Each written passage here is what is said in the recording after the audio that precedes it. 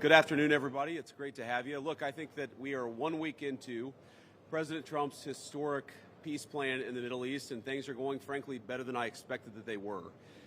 This is a very, very tough situation. You have two peoples, two enemies who fought a very tough conflict against each other. You have a terrorist organization on one hand that murdered a lot of innocent people. You've got an Israeli army that was defending itself on the other, that has learned a lot over the past couple of years. And of course, you have an innocent civilian population in Gaza that's caught in the middle. But we're here at the Civilian Military Cooperation Center, which we are announcing the opening of. You have Israelis and Americans working hand in hand to try to begin the plan to rebuild Gaza, to implement a long-term peace, and to actually ensure that you have security forces on the ground in Gaza, not composed of Americans, who can keep the peace over the long term. So we've got a lot of work left to do. This is going to take a very, very long time, but I think Steve Witkoff, Jared Kushner, and Admiral Cooper behind me have done an incredible job. I want to say just a couple of quick things, and then I want to turn it over to Steve Witkoff. Number one, the Israeli government has been remarkably helpful in this. I want to thank them, thank our Israeli partners, and all the folks, particularly who are working hand in hand with their American friends here at the CMCC. And number two, I want to say that there is this weird attitude I've sensed in the American media and the Western media where there's almost this desire to root for failure, that every time something bad happens, that every time that there's an act of violence, there's this inclination to say, oh, this is the end of the ceasefire, this is the end of the peace plan. It's not the end. It is, in fact, exactly how this is going to happen when you have people who hate each other, who have been fighting against each other for a very long time. We are doing very well. We are in a very good place. We're going to have to keep working on it, but I think we have the team to do exactly that. So with all thanks to our partners, both in Israel but all across the Gulf Arab states, Indonesia, the Turks, we are doing an amazing thing here, and I'm particularly proud of the American troops working at the command center who are coordinating this effort and making it possible. So with that, I want to thank Ambassador Steve Witkoff and turn it over to him to say a few things, and after everybody's said a few words, we'll take some questions. Thank you, guys. Steve? Well, thank you very much, Mr. Vice President. We're really proud of what's happened here. It's an amazing effort. It's a great coordination between our partners. We have a great team. Signing this deal up was a challenge in and of itself, but the implementation, that's where it really is going to be the most important. And I think we are exceeding where we thought we would be at this time. I think the Vice President has come out here. He sees that. The Secretary of State will be out here. I can't tell you what a privilege it is to work with the team that we have, with Jared, who's extraordinary, the President, of course, and the Vice President, and Admiral Cooper. I would also say this. We're learning so much here. This CMCC that we're setting up now, this is going to be used in other conflicts as we figure out all the intricacies of how to modulate a peace deal, go from war to peace. Lastly, in closing, I want to speak about the morning that me and Jared had. We met with 10 hostages and their families, and it was really an emotional moment. And I felt blessed to be in that room. Lots of tears, lots of people really, really grateful to President Trump for getting their children home, and you, of course, Mr. Vice President. And I want to observe that I didn't see any victims in that room. I saw strong people who have come out under very difficult circumstances. Their families are reunited, and they are so grateful. And it was just my privilege as an American to be there. Thank you. Great, thank you. Jared? Thank you. Thank you, Mr. Vice President. Thank you, Steve. First of all, we really appreciate your visit here. It's given a great boost of energy to everyone here, and your support through this whole effort has been really tremendous. What you see here today is really the opening of the CMCC. This has been something that's been envisioned by CENTCOM. Admiral Cooper will speak about that in a bit. But we always knew that the deal that we were working on would kind of have two phases to it. The first phase was obviously getting the live hostages out. We're currently making progress on the hostages, the bodies that are still there. I think almost half are out now, and we had very good meetings with the Israelis. I know the Vice President's here to put a lot of effort into that today to hopefully make sure we can complete that mission in phase two. At the same time, the humanitarian aid, there's actually been surprisingly strong coordination between the United Nations and Israel, which is something that we've been able to help synthesize, get each other to air their concerns and to find out how we can do it better so that the aid reaches the people in Gaza and doesn't go into the wrong hands there. Finally, I'll say that there has already been a lot of efforts over the last years by really concerned people to think about what happens next in Gaza. And there's a lot of great things happening here. More will be released in the coming days. But the most important thing here is to figure out how you really get a good deconfliction coordination center. This really has been a startup. There's been a lot that's been done. It's amazing to think it's only been a week. But I actually, with the pace of work and the commitment of everybody, I think in a week from now you'll see even more progress. I want to echo what the Vice President said about how a lot of people are getting a little hysterical about different incursions one way or the other, but what we are seeing is that things are going in accordance. Both sides are transitioning from 2 years of very intense warfare to now a peacetime posture, and really thanks to Admiral Cooper, CENTCOM, and the CMCC to try to build that deconfliction mechanism in order to make sure that we can get to a proper de-escalation. We have some flags that we put up here. This is not fully representative of the countries that are here. It's happening very rapidly. The people are agreeing to come on board, agreeing to help. People really want to be a part of this, and it's just happening very, very quickly. So we'll try to continue to give the updates as it progresses. But really just thank you to the entire team here who's made all this possible. It's been a lot of sleepless nights, around-the-clock effort, and it's really been great coordination because everyone believes that it is possible to create something better in Gaza, and we have to believe it, we have to work hard for it, and if we all work hard to do that, then I do believe a great outcome is possible. Well, Mr. Vice President, thank you for joining us here today at the CMCC.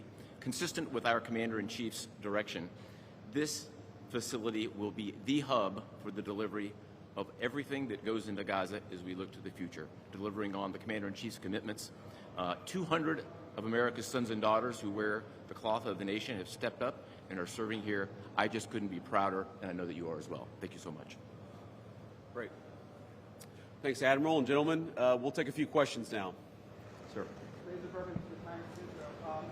wanted to ask about the Turkish role. It's very concerning for Israelis. Turkey obviously has been a supporter of Hamas. What role will they have, and will they have troops that will be on the ground here or in the Gaza Strip? Thank you. Well, I think, first of all, what troops are on the ground in Israel is going to be a question the Israelis have to agree to, and I'm sure that Prime Minister Netanyahu will have opinions about that, but we think everybody has a role to play here. Some of that's going to be financial, some of that's going to be in reconstruction, some of that's just in communication with the various parties to ensure that this deconfliction process actually works and is implemented. We're not going to force anything on our Israeli friends when it comes to foreign troops on their soil, but we do think that there's a constructive role for the Turks to play, and frankly, they've already played a very constructive role. We're very grateful for that. And you asked, they've supported Hamas in the past. No one who is a party to this conflict can look in the past and not point at something that they don't like or that they disagree with. Everybody who's been involved in this conflict can point at one other person. One of these flags can point at another flag and say, we hate that person for various reasons. The way that we're going to get to peace is to focus on the future, which is what the President of the United States has asked us to do. And we think everybody here is very willing to do that and is very eager to engage in that effort. Ma'am. The ceasefire deal took months to negotiate. What do you think the likelihood is that it will last long term? If you had to put a number on it, a percentage. Well, Jared's the investor here. I'm not going to give you a percentage, but look, what we've seen the past week gives me great optimism the ceasefire is going to hold. And if we get from where we were a week ago to a long-term, durable peace between Israel and Gaza, there are going to be hills and valleys. There are going to be moments where it looks like things aren't going particularly well. But given that, and given the history of conflict, I think that everybody should be proud of where we are today. It's going to require constant effort. It's going to require constant monitoring and supervision. That's part of the reason that Admiral Cooper and his team is here, is to mediate these disputes, to mediate these disagreements as they come up. But look, right now, I feel very optimistic. Can I say with 100% certainty that it's going to work? No. But you don't do difficult things by only doing what's 100% certain. You do difficult things by trying, and that's what the President of the United States has asked us to do. Sir. Mr. Vice President. Suleiman Masoud from Cannes. First of all, thank you for brokering the ceasefire deal. Two questions for you. Hamas was supposed to bring back all the hostages within 72 hours. There are still deceased hostages that are still in Gaza. Will you put a deadline for Hamas to bring back all these hostages? And second thing, President Trump tweeted about this today, Hamas killing their own people in Gaza, Palestinians who worked for Israel. What is your warning to Hamas about that? Yeah, so Steve, I'm going to ask you to follow up here, but let me say just a couple of words about the deceased hostages. I mean, one of the stations that I met with, one of the groups that's working on this that I met with earlier, they actually have a photo of the 15 deceased hostages who are still in Gaza. It is a focus of everybody here to get those bodies back home to their families so that they can have a proper burial. Now, that said, this is difficult. This is not going to happen overnight. Some of these hostages are buried under thousands of pounds of rubble. Some of the hostages, nobody even knows where they are. That doesn't mean we shouldn't work to get them, and that doesn't mean we don't have confidence that we will. It's just a reason to counsel in favor of a little bit of patience. This is going to take a little bit of time. And look, our warning to Hamas is very straightforward. The terms of the 20-point plan that the president put out there is very clear. It's supported not just by Israel, but by all of our Gulf Arab friends. It's that Hamas has to disarm. It's that Hamas has to actually behave itself. And that Hamas, while all the fighters can be given some sort of clemency, they're not going to be able to kill each other, and they're not going to be able to kill their fellow Palestinians.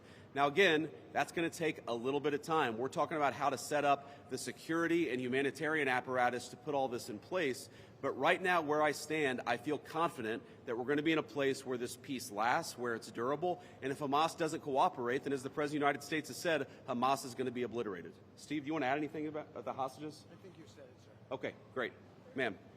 Chambers from USA Today. Just to follow up on what you were just saying, how much time does Hamas have to lay down its arms before the United States either takes dramatic action or authorizes its allies to do so? Well, look, the president actually put out a truth this morning that I thought was very instructive. We know that Hamas has to comply with the deal, and if Hamas doesn't comply with the deal, very bad things are going to happen. But I'm not going to do what the President of the United States has thus far refused to do, which is put an explicit deadline on it, because a lot of this stuff is difficult. A lot of this stuff is unpredictable. You basically have two regions in Gaza, one of which is relatively safe, I wouldn't say very safe, and one of which is incredibly dangerous. And part of ensuring that we get to a durable peace is to broaden the scope of the area that's safe. And the International Security Force is a big part of that. We don't yet have the International Security Force set up. That's something we're working towards. We have a number of volunteers who want to participate in that International Security Force. So my point is, I don't think it's actually advisable for us to say this has to be done in a week, because a lot of this work is very hard. It's never been done before, and in order for us to give it a chance to succeed, we've got to be a little bit flexible. I think what you're seeing from our Gulf Arab friends, certainly from our Israeli friends, is a certain amount of impatience with Hamas, but we're going to keep on working at this process, and we're going to keep on trying to bring the deceased hostages home, but also make sure that all Gazans are able to live in a prosperous and safe place. Yes? So the White House indicated that actually there is a plan to start rebuilding Gaza, the parts of Gaza which is still under Israeli control. Is it so indeed? And can you tell us a little bit about this plan? How is it going to work? Yeah, Jared, do you want to say a few words about that? Great. So, first of all, no reconstruction aid, no reconstruction funds will be going into areas that Hamas still controls. And as far as the demilitarization goes, once the ISF is up, there needs to be a security force that they can feel safe from, that in order for it to be the transition to be complete. So that needs to happen. There are considerations happening now in the area that the IDF controls, as long as that can be secured to start the construction as a new Gaza, in order to give the Palestinians living in Gaza a place to go, a place to get jobs, a place to live. So that's one of the many things being considered. Right now, again, there's been several work streams that have occurred over the last years. Those are all being synthesized and updated here at the center, and then they'll go before President Trump and the Board of Peace to get recommendations on what to build, how to phase it, but that's definitely something now that's being very strongly considered. Great. Sir? Thank you so much, sir. Oh, sorry. Why don't we do the guy in the back, and then we'll do you in the blue jacket. Thank you. So much. Go ahead. Mr. Vice President. Could you speak up for me? Yeah, I will try. So thank you so much, Mr. Vice President. And my question is, from the level of cooperation that you just saw today here in this place, how you see the, let's say, future of normalization in Israel in the region, if you see like a cooperation, growing cooperation between Israel and other Gulf states that we don't see from the outside? Yeah, well, you know, I think Steve put it best, which is that this model, I think, could serve for a foundation for normalization, not just in the Middle East, but across the world. Because what we're taking, again, is a long-term, protracted conflict of two enemies who really don't like each other, and we're actually creating a model that can lead towards sustainable peace. Now, we know that a lot of our Gulf Arab friends would like to have normalized relations with Israel. We know that getting this peace on a sustainable pathway is sort of the critical first step of that. But look, I feel very optimistic about where we are. Knock on wood, you never know how this stuff is going to go. But given what I've seen, given the incredible talent and effort that's going in to the reconstruction of Gaza, to the long-term security of the Gazans in that territory, I feel very good about where we are. And again, if we get this right, I really do think it's going to be a domino that leads to a lot of further peace all across the region. Sir. Vice President Vance, if I may ask, firstly, a quick one is, did you come here because you thought Israel massively overreacted to the killing of its two soldiers? And secondly, following the reaction to this plan, do you now believe it is feasible to have a governance structure for Gaza that does not include strong Palestinian voices? Well, so on the first question, no. My visit had nothing to do with events of the past 48 hours. We had actually tried to plan this visit, frankly, months ago, and now we thought this would be a good time to do it. It ended up working out. As you know, sometimes calendars are difficult, especially when you're the Vice President of the United States. But I wanted to come. I wanted to check in on things. I wanted to, talk to the troops who are working very hard to coordinate this massive relief effort. And I wanted to just see how things were going and put some eyes on it so I could call the President of the United States and actually, it's one thing to read about it. It's one thing to talk with Jared and Steve on the phone about what's going on the ground. It's another thing to actually shake somebody's hand, to look them in the eye and to understand what are the challenges, what are the things they need from me. I mean, I heard from relatively junior troops very simple things that would make their lives easier that I'm going to take back to Washington and hopefully help them with. That's why you do a visit like this, not because of anything that's happening on the ground. On your question about what is the ultimate, authority in Gaza look like, I don't know the answer to that question. And I think what's so cool, what's so amazing about what these guys have done is that we're creating a governance structure that is very flexible to what happens on the ground in the future. We need to reconstitute Gaza. We need to reconstruct Gaza. We need to make sure that both the Palestinians living in Gaza, but also the Israelis are able to live in some measure of security and stability. We're doing all those things simultaneously. And then I think once we've got to a point where both the Gazans and our Israeli friends can have some measure of security, then we'll worry about what the long-term governance of Gaza is. Let's focus on security, rebuilding, giving people some food and medicine. If we get to the point where we're arguing exactly what the governance structure in Gaza is long-term, then we should pat ourselves on the back. That's a very good problem to have, but I won't anticipate that problem before we actually have it. I'll take a couple more and then we'll get moving. Ma'am. You should speak up. Renata Brito with the Associated Press. Thank you. Could you give a bit more details about the International Security Force? Which countries are going to be part of this? Are these troops in Gaza? And also about the disarmament plan or decommission plan. Are there incentives for Hamas to do that in a timely fashion? Any details? The incentives are that unless Hamas disarms in accordance with the agreement, very bad things are going to happen, right? And also the incentive is that if they disarm, there is a better future for everybody on the other side of it. But in terms of the International Security Force, Steve and Jared, Admiral Cooper, are working on that very issue right now. Remember, this peace deal was struck under the president's leadership literally a week ago. The hostages were returned, 6 days ago, 5 days ago? So we're in the phase now where we're actually starting to conceptualize what that international security force would look like. I think it's important for Americans to know a couple of things. Number one, there are not going to be American boots on the ground in Gaza. The President of the United States has made that very clear. All of our military leadership has made that very clear. What we can do is provide some useful coordination. How do you take, the Gulf Arab states, plus Israel, plus plus the Turks, plus the Indonesians, how do you actually get those folks to work together in a way that actually produces long-term peace? The only real mediators are the United States of America. And so that's the role that we're going to play. I think the American people should be proud of it, but they should know that there are going to be no American boots on the ground in Gaza. Sir, in the back. I'd like to ask about a different threat. We see Iran rearming again, trying to build again their nuclear weapon. Could we expect in Israel to see the U.S. Army attacking again in Iran? Could you ask the very last part? Could we expect the U.S. Army to attack again in Iran like you did in the last time in Fordow? Well, I'm not going to make any announcements here today. The President of the United States has been very clear about our policy with regards to Iran. It's that he actually wants Iran to be prosperous. He wants to have good relations with the Iranians, but they cannot have a nuclear weapon. And so we're going to keep on using and exhausting every diplomatic means possible to try to ensure that Iran does not have a nuclear weapon. That's our focus, and that will remain our focus for the indefinite future. Let me just leave us with one final thought here. So I've been to Israel once in my entire life. I came for about 36 hours, and as a Christian, I think the world's Christians will know that this country, that this region of the world means a great deal to me. And at some point today, I hope to go, or at some point in the next couple of days, I should say, I hope to go to the Church of the Holy Sepulchre, which Christians believe is the site that Jesus Christ was crucified in. And I know that Christians have many titles for Jesus Christ, and one of them is the Prince of Peace.